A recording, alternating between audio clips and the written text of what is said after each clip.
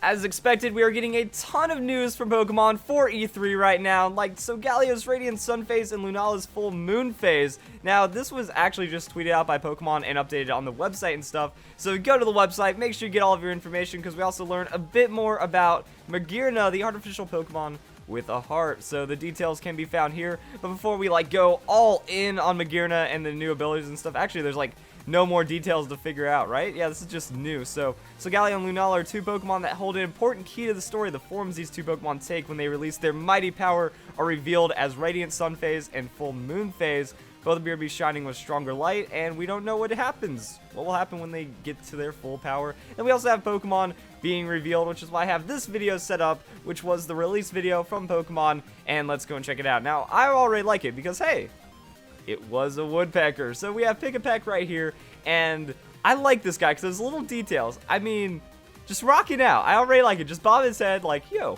what's up? Rocking out right there. Even does it after doing the attack and looking around like, yeah. I think that's pretty cool. Now, Yungoos, not as much of a fan, except when it comes to the abilities. Like, Stakeout, new ability. Read the corner. Pay attention, we have a new ability. And then it's also a normal type Pokemon.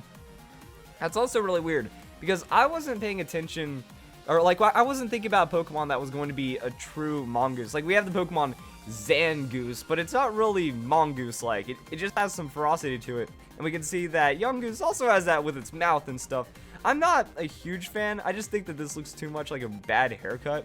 You know, that's just me making little nitpicks and stuff. But we can see where it's going to evolve, hopefully. Like, we have just a lot of crazy I'm trying to, figure out what this thing's going to become. It looks kind of crazy, but there's also a lot of potential here. And, if it's going to be 2 or 3 stage evolution.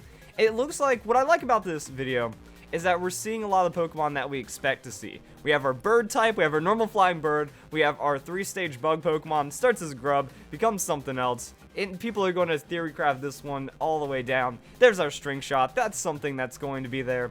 Hopefully we don't see the Harden, because that'd be annoying, and then we get to learn something about Magearna.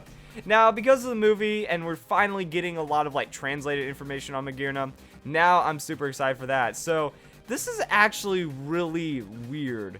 Because first off, we see double battle, so we can break that down also. But Magearna gains special attack when the ally goes down, and then it has Flare Cannon, which does crazy damage, and it's also fairy typing because it just hit the Pangoro for super effective damage. And then also brand new battle mode, Battle Royale. This is actually pretty cool. I'm a fan of the Battle Royale mode. Also, what I really like about it is you can notice right here, and once it goes in, 6 Pokemon slots, so we aren't stuck to a 3v3, v3 or 1v1, whatever. We actually have multiple Pokemon, and that's going to be pretty crazy on the Battle Royale. So it's an official format right now, and that is pretty cool. So we just show some battles. Every Pokemon hits everything else, and then there's also a Pikachu chilling right there.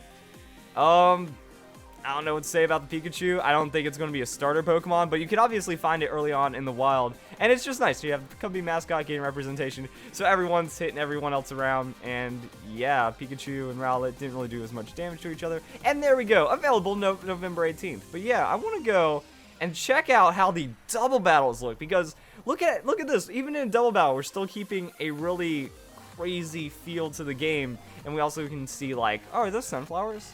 We have a lot of flowers and just really cool stuff going on right there, and I just like how everything still fits in the frame while including the trainer. That looks dangerous to be that close to a Pokemon battle, especially a double battle, and everything's just fitting really well. We can see that Eevee's right there at level 50, so the auto leveling coming up, and then Magearna with the Soul Heart ability, so gaining that and then showing tons of damage onto the Pangoro. So Pangoro is going to drop right there, and the interesting thing is that we don't see the health bar drop at this. When we were looking at the other ones, we would see that Salamence, it would lose a specific amount of health, but we don't see the actual specifics here on the Pangoro or the other Pokemon, and there's just a random Crocodile chilling there.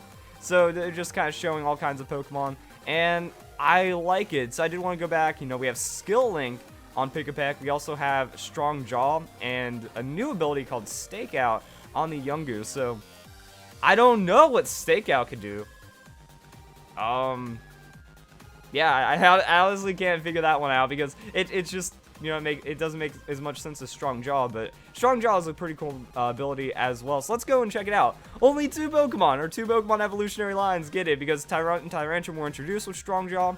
Unfortunately, we didn't see it really too much, and Sharpedo did gain it on its Mega, but it doesn't really apply to too much. So, Yungoos would have to evolve into a Dark-type Pokemon to get the most out of that crunch, which would make a lot of sense. But even then, the problem is Fire Fang, Ice Fang, Poison Fang, they've always had very low base power. So, 65 base power, giving it that boost from Strong Jaw, which is actually a pretty substantial boost, that we go up and gain 50%, actually makes it usable. But at the same time, we're using our ability just to, like, give our coverage moves something decent. Like, Sheer Force plus a Punch move is roughly the same.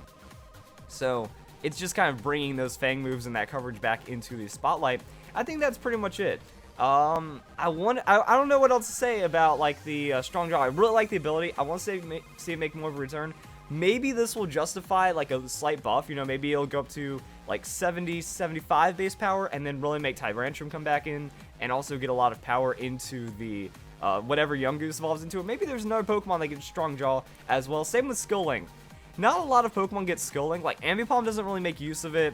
Cloyster and Cinccino are the big ones, and Heracross does get it, and it does make work with it, but Heracross isn't super common for a Mega Pokemon. So seeing another Pokemon with Skill Link, like, okay, what does that mean? Because we can see the moves that work with it. It's going to be Fury Attack or Fury Swipe, so we can imagine this Pokemon's going to get Fury Swipes. We can also see, Tail Slap? Tail Slap would be absolutely busted, but I don't know if a bird's going to get Tail Slap or Triple Kick or any of these moves. Like, when we look at it, you know, there has to be some more multi-hit moves being introduced to actually justify it. Because, yeah, like, Fury Attack, I think that's all that it would be able to get, unless it evolves into some kind of crazy typing as well.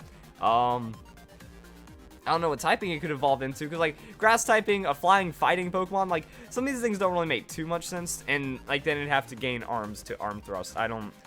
It looks like we're actually going to get a new move introduced that would be compatible with Skill Link, just to kind of justify this little guy existing. Also, I do have the Moxie ability out because it works similarly to Soul Heart, except that when a Pokemon next to you faints, then you get it. I don't think we saw the Soul Heart boost just from any Pokemon fainting.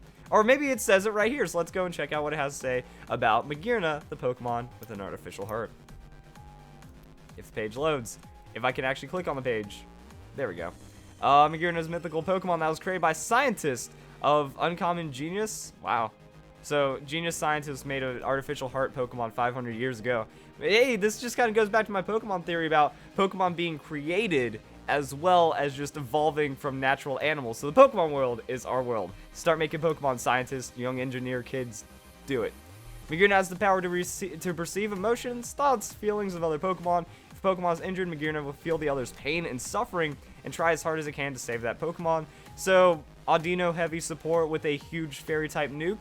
So it's looking like right here, but it has Soul Heart instead of, like, Healer or whatever. Magearna's real body is the spherical construction called Soul Heart. So that little thing right there is actual Magearna. This is just its body thing going on. Yeah, scientists gather life energy from other Pokemon. Oh, okay, so we're relating back to Kalos quite a bit with just Pokemon and life energy.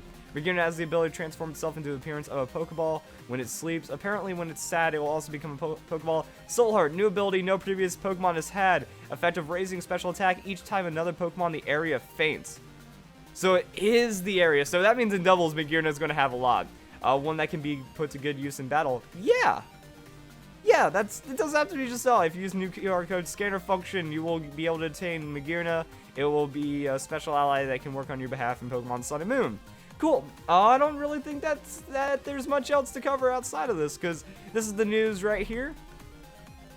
I'm trying to think, like, yeah, we have a grub thing. So first, actually, like, the first grub Pokemon, and does that mean it's going to be, like, evolve into a fly or beetle or something? Actually, I'm pretty sure beetles are probably big on Hawaii. I haven't done any research, but it seems like, you know, like Japan, catching beetles, catching bugs is kind of a big thing, which is how Pokemon started.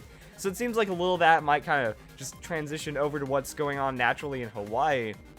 So I think it's okay. Like, as long as Heracross doesn't get completely outdone by whatever this evolves into, it's actually a new kind of Pokemon that we haven't seen in a while. So that'd be pretty nice. I think A-Drive's going to like it. I think A-Drive's going to like it for sure. Other than that, still, I don't know how to feel about Yungoos. I think it's, like, the first design that I'm kind of meh about. Even though, like, I don't think there's a lot to Grubbin, but I see a lot more potential here. than with something else. Like, it's going to obviously have like it's going to be like a large jawed beetle kind of thing going on. Heracross had that horn beetle idea going on. I don't know any of the specifics about it, but I don't think there's really too much else to break down. I just love Pikipek though. This guy is adorable. I mean, look at him looking around and just doing his own thing. Just, yeah.